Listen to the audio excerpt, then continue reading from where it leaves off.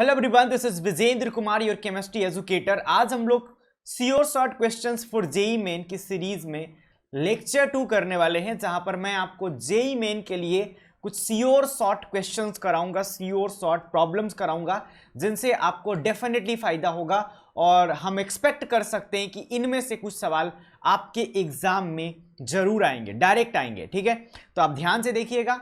तो guys, this is about me, this is Vijendra Kumar. I have completed my BTech in MTech from NIT Hamirpur. 4 साल का teaching experience मेरे पास है। ठीक है, 2 मिलियन से ज्यादा मेरे यूट्यूब पे व्यूज है। I am the mentor of the top rankers.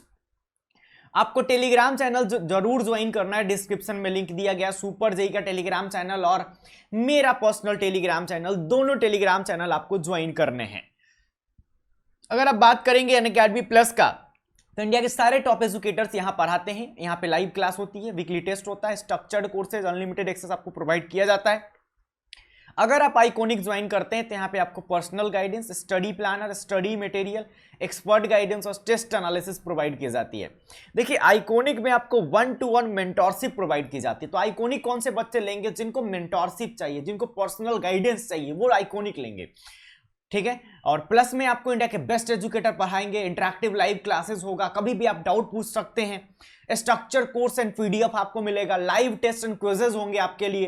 ठीक है, तो आप विजेंद्रा कोड लगा के इनरोल कर सकते हैं। 3 महीने का लेंगे तो आप 17,325 लगेगा, 6 महीने का लेते हैं 27,720 लगेगा, 12 महीने का आपको 38,115 लगेगा, 24 महीने का 55,440 लगेगा और 30 महीने का 59,399 लगेगा।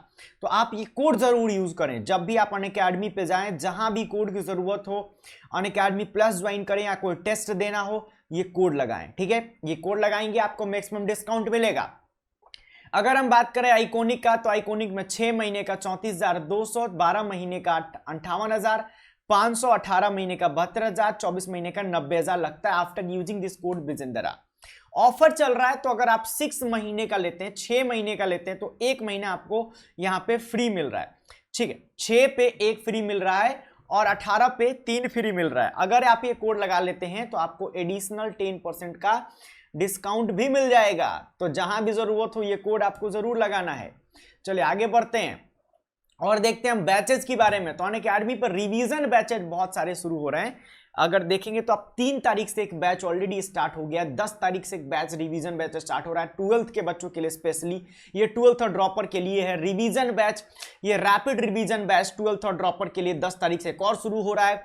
Revision course for class 11th के लिए भी रिवीजन बैच आ रहा है हमारे पास। Rapid revision batch class 12th and dropper के लिए 17 तारीख से। रिवीजन कोर्स फॉर बैच 2.0 ठीक है, क्लास 11 के लिए 24 तारीख से।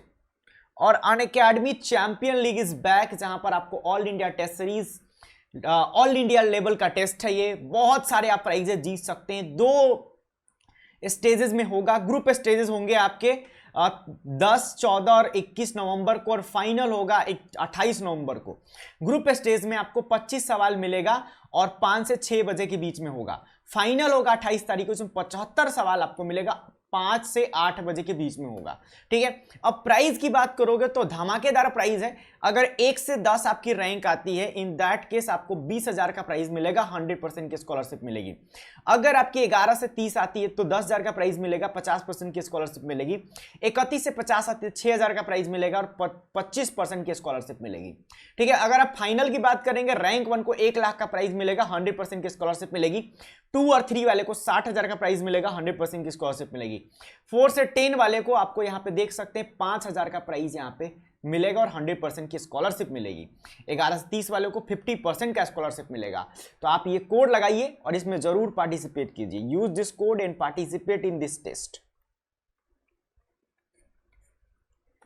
ठीक है, चलिए, और अनअकैडमी चैंपियन जेई एडवांस 2021 यानी कि अनअकैडमी के शानदार रिजल्ट, टॉप रैंकर्स AIR 2021 34 75 131 143 197 204 245 265 284 297 324 335 367 391 499 इतना अच्छा रिजल्ट हुआ है, टॉप रैंक रिजल्ट हुआ है। अगर आप भी टॉपर हैं तो डिस्क्रिप्शन में एक फॉर्म का लिंक है, उसको भर दीजिए। चलिए, अनअकैडमी कॉम्बैट होता है एवरी संडे 11 बजे से, जहां पे 21 सवाल मिलते हैं आपको 60 मिनट में। आपको कोड लगाना होता है बेजेंद्रा, ठीक है। और 1 से लेकर 150 बच्चों को यहां पर स्कॉलरशिप मिलती है। रैंक 1 से 3 आता है तो 100% की स्कॉलरशिप आपको प्रोवाइड की जाती है। 4 से 10 में 75, 11 से 50 में 50, 51 से 150 में 25% की स्कॉलरशिप आपको प्रोवाइड की जाती है, ठीक है। तो चलिए शुरू करते हैं। आज का पहला सवाल आपको देते हैं, तैयार रहिएगा आज के पहले सवाल के लिए। 2 मिनट का समय आपको एक सवाल में दिया जाएगा, ठीक है। 2 मिनट का समय आपको एक सवाल में दिया जाएगा। तो चलिए, पहला सवाल आपको दिया जा रहा है, the substance that is use in home signal of the ship is a mixture of. The substance use in the home signals of the ship is a mixture of, ठीक है। बताइए, बहुत फेमस सवाल है, एनसीईआरटी बेस्ड सवाल है। आपका समय अब शुरू होता है। आपको 4 ऑप्शन दिए गए हैं, राइट आंसर कमेंट करना है, कोशिश कीजिए, सॉल्व हो जाएगा।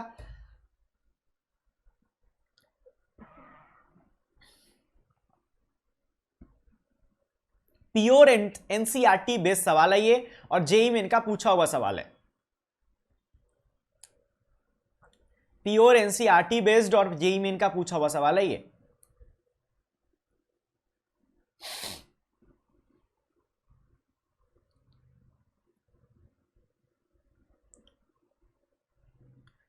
चलिए, अभी भी आपके पास 1 मिनट और 20 सेकेंड का टाइम बचा हुआ है। कोशिश कीजिए, राइट आंसर दीजिए। जल्दीबाजी में गलत आंसर नहीं देना है, राइट आंसर देना है।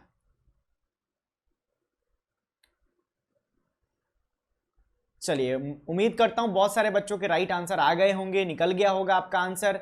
अभी भी आपके पास 1 मिनट का समय बचा हुआ है। आप सोच सकते हैं, चारों ऑप्शन को चेक कीजिए। एक ही ऑप्शन को देख के टूट नहीं पड़ना होता है कि चलो ये ऑप्शन दिख गया मार दो। बाकी ऑप्शन को भी चेक कीजिए, अच्छे से चेक कीजिए, फिर आंसर कीजिए। समय का पूरा उपयोग कीजिए, एग्जाम में भी आपको 2 मिनट मिलता है। आपका समय अभी भी 40 सेकेंड बचा हुआ है। गुड गोइंग बच्चों, keep it up, keep it up. चलिए, तो अब मात्र 30 सेकेंड बचा हुआ है। इसके बाद मैं आपको आंसर दिखाऊंगा, कंप्यूटर जी आंसर आपको दिखाएंगे, और उसके बाद मैं आपको एक्सप्लेनेशन बताऊंगा, ठीक है। तो मात्र 15 सेकेंड का समय अब बचा हुआ है। अरे थोड़ा ज्यादा है, चलता है। चलिए, तो आपका समय समाप्त होने वाला है। Yes yes yes yes yes yes yes, समाप्त हो गया आपका समय यहीं।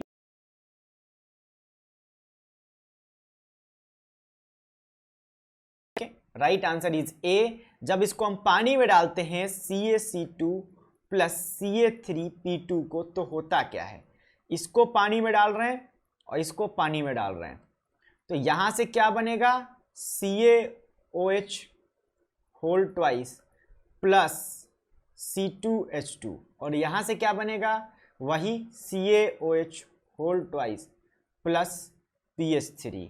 तो ये बनता है और एक सिग्नल प्रोड्यूस होता है, सिप में यूज किया जाता है। ये आपका राइट आंसर है। कैल्शियम कार्बाइड और कैल्शियम फॉस्फाइड, ये इसका नाम है, जैसे फॉस्फीन बनता है, ठीक है। और एसिड ये क्या है, ये इथाइन है, इथाइन बनता है। चलिए, अगला सवाल आपके सामने, number of hydrogen atoms attach to the phosphorus in hypophosphorous acid is. Hypophosphorus acid में number of hydrogen atom attach to the phosphorus कितने होते हैं, बताइए। हाइपोफॉस्फोरस एसिड, सॉल्व कीजिए। समय आपको वही मिल रहा है, 2 मिनट का समय, ठीक है। सवाल आसान है, जिसको स्ट्रक्चर पता होगा, नाम कैसे लिखते हैं ये पता होगा, तुरंत आंसर करेगा। ये दूसरा सवाल है। चलिए, अभी भी 1 मिनट और 20 सेकेंड का समय आपके पास बचा हुआ है। स्ट्रक्चर ड्रॉ कीजिए, फिर बताइए, तुक्काबाजी मत कीजिए। तुक्काफिकेशन नहीं चलेगा, नहीं रटाफिकेशन चलेगा, रटने वाली चीज नहीं है ये। आपको पता होना चाहिए कि हाइपो है और अस लगा हुआ है, तो हाइपो अस में फास्फोरस का ऑक्सीडेशन नंबर कितना होगा, ये पता लगाइए। उसके बाद ये ऑक्सो एसिड है, तो स्ट्रक्चर ड्रॉ कीजिए, ठीक है। पहले तो आप फॉर्मूला लिखेंगे, फिर स्ट्रक्चर ड्रॉ करेंगे, ठीक है। फिर आप बताएंगे number of hydrogen atom attached to the phosphorus atom in hypophosphorous acid कितने हैं।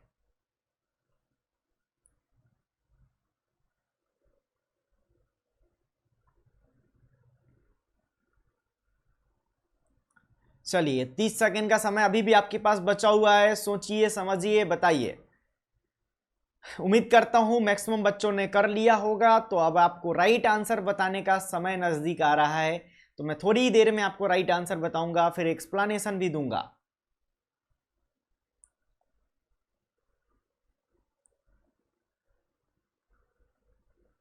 चलिए, तो राइट आंसर आपके सामने आ रहा है। द राइट आंसर इज,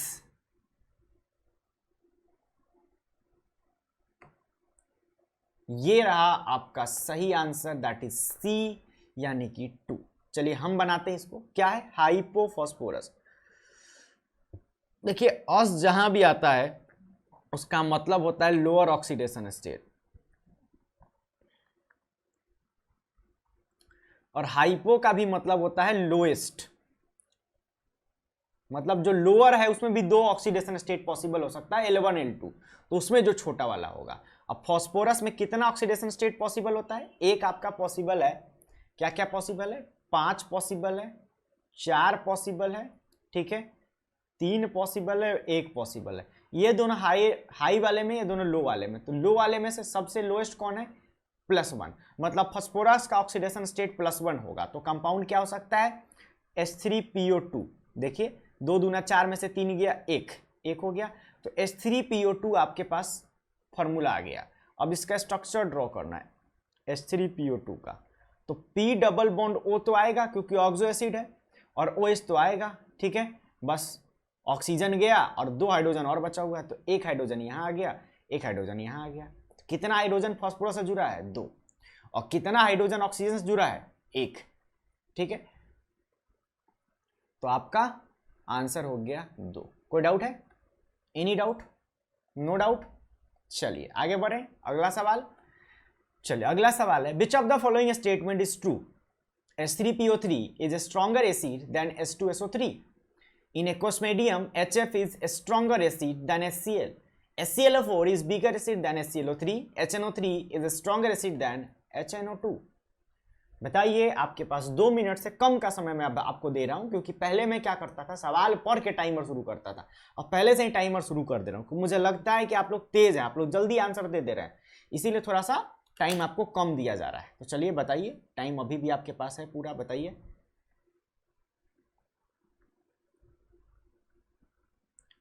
बताइए क्या आंसर आ रहा है?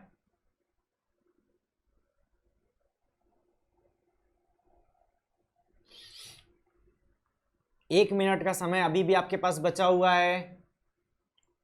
सॉरी, मैंने गलती से आंसर दिख गया, ठीक है, गलती से क्लिक हो गया, तो आंसर आप लोगों को दिख चुका है। आंसर इज डी, ठीक है, आंसर आपका डी है।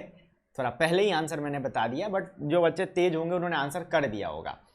तो HNO3 is a stronger acid than HNO2, correct है, क्योंकि यहां पर HNO3 में आप देखेंगे तो ऑक्सीडेशन स्टेट कितना है?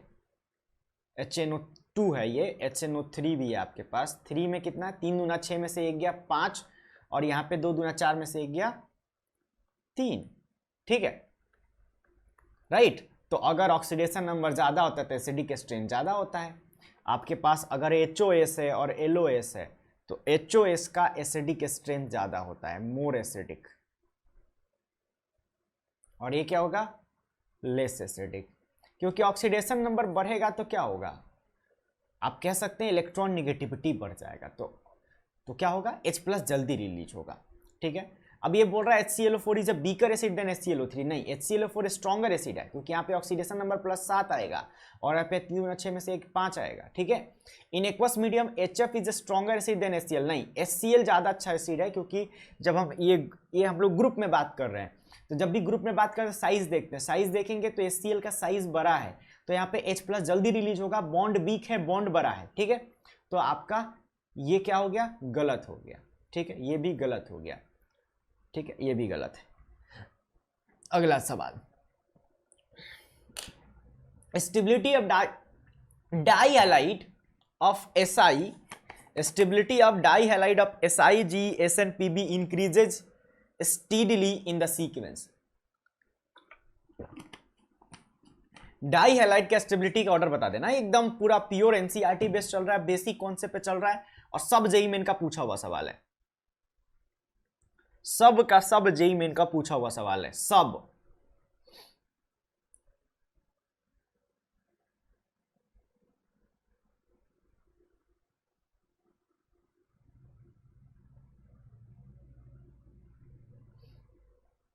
सारे सवाल पूछे हुए हैं, जो भी सवाल आपको कराया जा रहा है। देखो कितना बेसिक बेसिक सवाल है, कुछ गिने चुने बेसिक कॉन्सेप्ट हैं जो आपको कर लेने हैं, फिर आपका काम हो जाता है, ठीक है। बट वही है, दिक्कत क्या है कि आप लोग इधर उधर के 50 कॉन्सेप्ट कर लेते हैं, और जो जरूरी है, जिसपे सवाल आ रहा है, जो जिसपे प्रीवियस ईयर में सवाल है, वही नहीं करते हैं। इसलिए मैं बार बार बोलता हूं कि प्रीवियस ईयर कीजिए, प्रीवियस ईयर कीजिए, लेकिन मेरी कोई सुनता कहाँ है। सुन लेता तो सबका एनआईटी नहीं हो जाता, सबका आईआईटी नहीं हो जाता।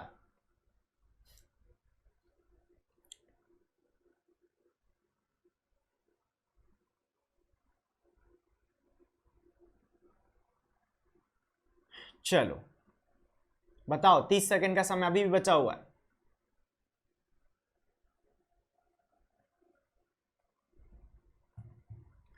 ठीक है।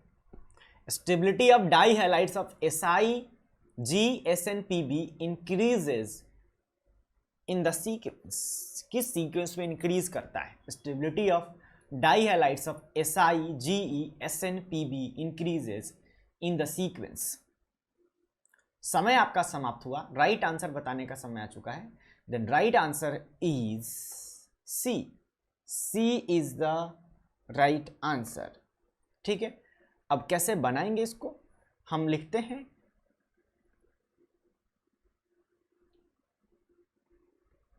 आपको पता है कि इसमें दो ऑक्सीडेशन स्टेट होता है, +2 और +4। तो ये लोअर ऑक्सीडेशन स्टेट है, ठीक है, ये LOS है और ये HOS है। आपको पता है कि लोअर ऑक्सीडेशन स्टेट का स्टेबिलिटी डाउन द ग्रुप जाने पे क्या होता है? इंक्रीज करता है। तो नीचे जाएंगे तो स्टेबिलिटी क्या होगा? इंक्रीज करेगा। मतलब PbX2 ज़्यादा स्टेबल होगा SnX2 से, देन GeX2, देन SiX2। तो आंसर आपका सी आ गया। और हाइयर ऑक्सीडेशन स्टेट का स्टेबिलिटी डाउन द ग्रुप जाने पे क्या होगा? नीचे जा रहे हैं हम लोग, दोनों केसेस में डिक्रीज करेगा। ठीक है, तो आंसर सी हो गया। क्लियर? अगला सवाल, which one of the following is correct statement? कौन करेक्ट है? Boric acid is a protonic acid, ठीक है, पहला है boric acid is a protonic acid. Beryllium exhibit coordination number of 6। chlorides of both beryllium and aluminum have bridge chloride structure in solid phase. B2H6.2NH3 is known as inorganic benzene। बताइए क्या answer आएगा?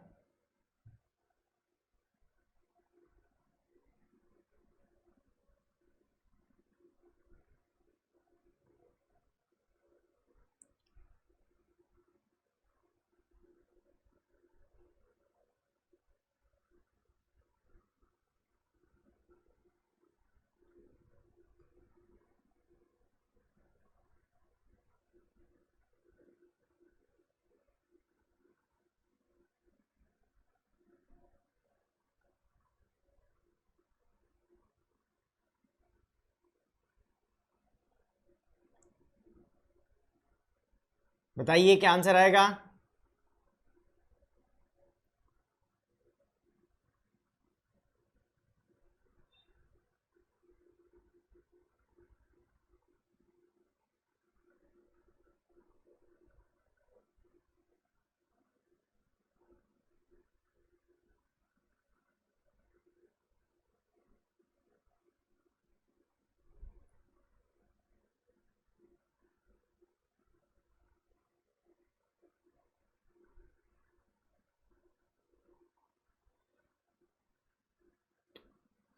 चलिए बताइए।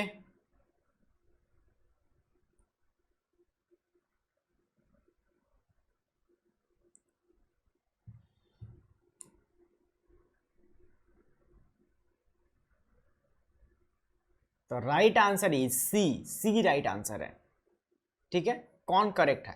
तो boric acid H3BO3 is a protonic acid. No, ये protonic acid नहीं है। आप अगर जानते होंगे तो मैं आपको बता दूं, नहीं भी जानते होंगे तब भी बता रहा हूं। H3BO3 इसका स्ट्रक्चर ऐसा होता है,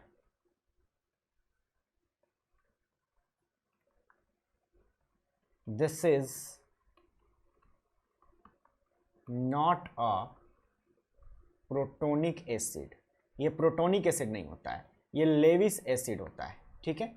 ये इलेक्ट्रॉन एक्सेप्ट कर सकता है किसी भी न्यूक्लियोफाइल से, ठीक है, OH माइनस से किसी से भी, लेकिन ये H प्लस डोनेट नहीं कर सकता, this is not a protonic acid, ठीक है।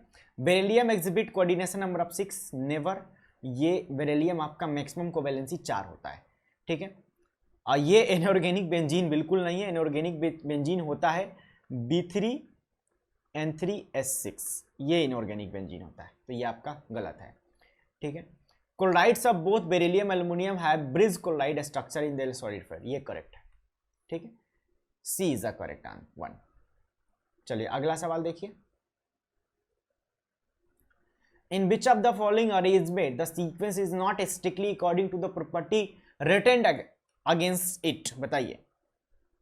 इन which of the following arrangement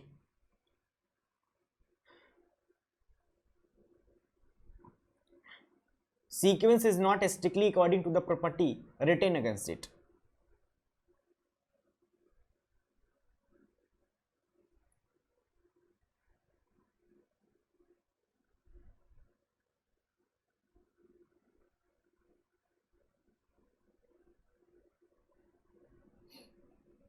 बताइए। In which of the following arrangement sequence is not strictly according to the property written against it? Option A increasing oxidizing power, option B increasing acidic strength, option C increasing basic strength, option D increasing fast ionization enthalpy. Not बोला है, मतलब आपको incorrect find out करना है।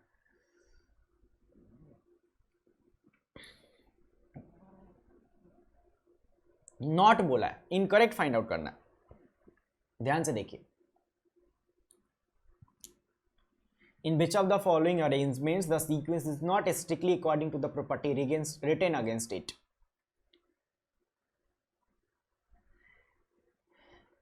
समय आपका समाप्त होने वाला है, मात्र 20 सेकेंड का समय अब बचा हुआ है लगभग।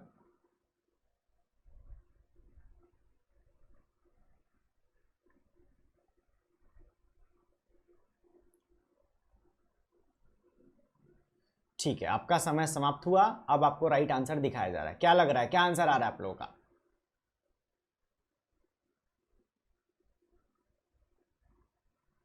तो right answer is C, C आपका राइट आंसर है। मतलब सी क्या है?